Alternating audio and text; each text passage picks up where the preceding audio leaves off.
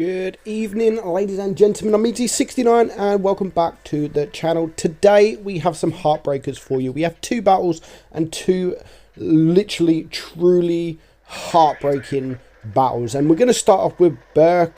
I don't know how to pronounce his name. And he is driving in the K91 top tier. And he is on dead rail. Now, the K91 is a fantastic tank, probably one of the best tier 9 premium tanks in the game.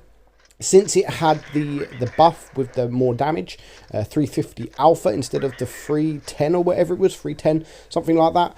It's made so much different to this tank. And it's a troll tank. It really is a troll tank. But we are not here to talk about the tank. We are here to talk about this truly amazing battle, but heartbreaking. So Beck he's poked the middle, which is a great position. I love this position. If you've got a tank with gun depression and you've got a tank with a good turret, then this is the position for this map. You will have so much fun in this position. Tanks like the T30 or anything like that absolutely sings in this kind of position. So Beck he's holding the position. You can see that the enemy have caught base C. His team have caught base A. There is a TD there, but there's still two other TDs. So he can't really poke up the hill too much because we don't know where them other TDs are. But he wants to clear these tanks that are now, the Hori is very low hit points. So he's on a reload, so he's backing up, and he's actually backing up quite far. I didn't think he would back up so far, but what I think he was doing is trying to reset his camo while he is on a reload. But unfortunately, I don't know if it's worked or not. I don't know if he's spotted, but he backed up a little bit too far. He could have actually got a few more shots out. Well, he wasn't spotted. He could have got a few more shots out, but because he backed up quite far, it took him a little bit of time to get back into that position. And now, again, he's on a reload. The best thing about these kind of auto-loaders, and I always say it, is you really don't realise how much damage you are pumping out because of these auto loaders, especially this one that does 350 alpha. He's pumped out nearly 4k, or just now over 4k damage, with 2.5 minutes gone. Nice shot there on the Tiger 2, and now hopefully he can poke forward, and I would probably see if he can go for the T32, but the medium tank is now flanking around. So he's on a reload, and it is now a 5 versus 4. 5 versus 4. There is a couple of low hit point tanks on the enemy team, so at the moment it should be not too difficult to be able to get this game. Now he's now pumped out 5.5k damage. He's got one shell left. Hopefully he can get this T55A, which he does, to put him on 5.8k damage. He's blocked 1390 damage, so that's how troll this tank can actually be. It can block damage, and it's really good at blocking damage. 5.8k damage, 5.8k, and it's now a 3 on 4. He really ought to take out that Yag Tiger, because he's the one that's going to come back and haunt him later on in the game. So it's now a 2 versus 4. They are losing on supremacy points. He needs to clear these low hit point tanks. The T55A he definitely has to clear, but the Waffle is going to do the job to bring it now down to a 3 on 3. ST1 is not a tank you really want to be poking up in this middle. It hasn't got the greatest of gun depressions, but it has got an amazing turret. So it's going to be very difficult for him to be able to pen this ST1. So there's the bounce. The Yag Tiger is coming. There is still a Waffle somewhere, and I think he's just found him. So unluckily for him, he's just been annihilated, and he's lost a lot of hit points. 640 hit points remaining. He's on 7,100 damage, and just him and the Waffle versus this ST and two other tanks. He really needs to clear this ST. He's got one shell left, but unfortunately he bounces his last shell, and here comes that Yag Tiger. Nice bounce there from the Yag Tiger. Where is this Waffle? The Waffle could be taking out this Yag Tiger right now. He has the DPM great DPM, and now the enemy waffle is on his way. He's reloaded all 3 shells. He should be able to clear this ST in 2 shells if he doesn't bounce. He does bounce, or he misses, and he takes a nasty shot in return, and that shot he took is very, very unfortunate. If he wouldn't have bounced that shot, then this game would have been a different outcome. So he's on 7.7k damage. There is the Yag Tiger and a full hit point waffle, but this waffle just goes on a full YOLO mode. 1 HE shot into him. If he can get another one, which he does, nice high roll there, and now he is a 1 shot, and what a lovely bounce. But there is a Yag Tiger coming behind, and there is just nothing he could do. Very, very unfortunate, but what a game he had. 8,940 damage, 1,911 base XP as well. So well played, Beck Rhea.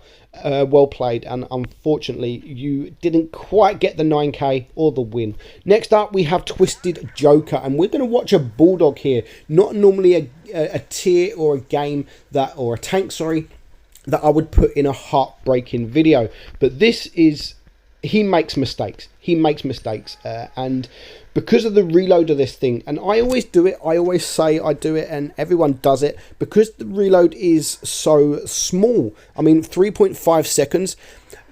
Twisted is going to try and take shots where you wouldn't normally try and take, like snapshots. He's going to try and do a lot of snapshots because, I mean, for him it was worth the risk in trying to go for these snapshots. But again, later on, these snapshots will come back to haunt him. So he's going to wait in the minute. He knows there are tanks around here. There's a Black Prince, and there's a snapshot there trying to get rid of, or trying to get a shot into that Black Prince. And you're going to see it a lot. You are going to see it a lot of times. And there's nothing wrong with snapshotting. There is nothing wrong with snapshotting. If you think you can get it, if you think you can get the shot, and if you have a 3.5 second reload, then of course it's worth trying to snapshots these tanks, because you need to hit these tanks. So at the moment he's going around.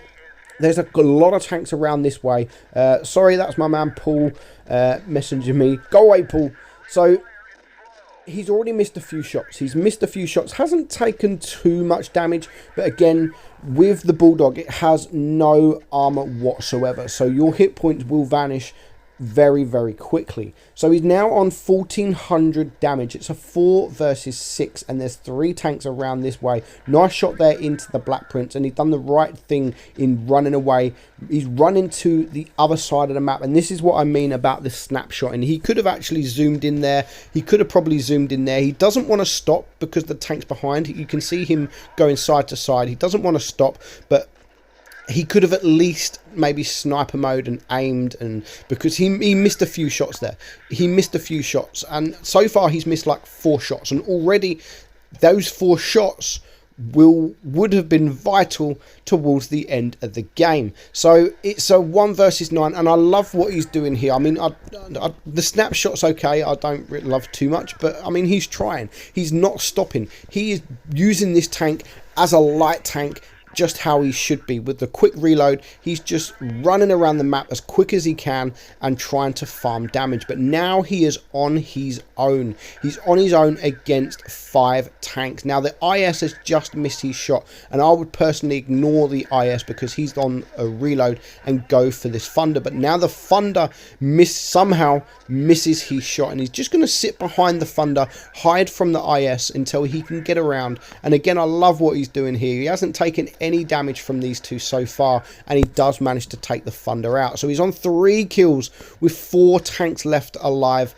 and 3.5k damage, and that miss there from the IS was absolutely crucial, because now he should just be able to farm him with his quick rate of fire before this IS can reload. He's now a 1 shot. Hopefully he can clear him, and he does. It's now a 1 versus 3. He's bringing it down to a 1 versus 3. He's on 4 kills. He's trying to reset his camo before he runs away, and that is why he's just staying put until he knows that his camo is reset. Then he can run away. But just as he runs away, the 2 tanks there, the Black Prince and the SU, have spotted him. So 4.3k damage now. There's still plenty of time. There's still over 3 minutes left on the clock, and you can see he's running away. He's trying to split these team up, and that is what he needs to do. The Black Prince is not a tank you want to be sat in front of. And just look at all these blind shots. He's desperate. He is desperate for these blind shots. He's desperate for these snapshots.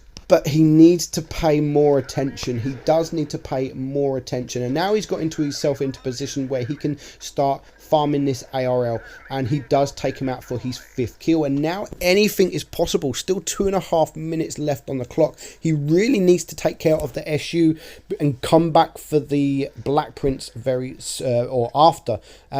It does have the rate of fire. It does have the rate of fire on the Black Prince. I mean, great DPM. But it's a slow tank, and if he can get behind it, the SU can do big damage. Where normally I would say ignore the SU, go for the Black Prince, because the SU hasn't got a turret. It hasn't got a turret, but seeing as these lower hit points, he's got the longer reload. He needs to take care of him, but he's only now got 5 APCR left. He's only got 5 APCR left, and he's then after that, he's only got HG. So 3 APCR rounds left. He's on 5.6k damage, and there's a lot of hit points to get through from this Black Prince. 5.8k damage, still 1 minute 40 left on the clock. He's getting these vital shots in on the turret of the Black Prince, but as you can see, he now only has HE left. How frustrating. He could easily win this if he wouldn't have done, say, even 2 shots.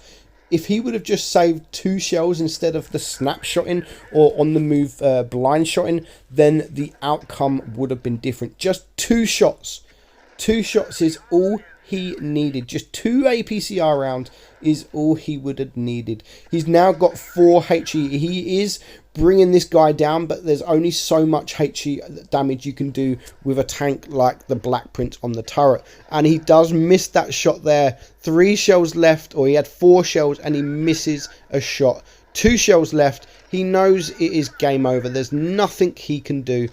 52 damage, 1 shell left, and 51. And that, ladies and gentlemen, is basically it. With 30 seconds left on the clock, look at that. He probably only needed 1 shell, just 1 shell left.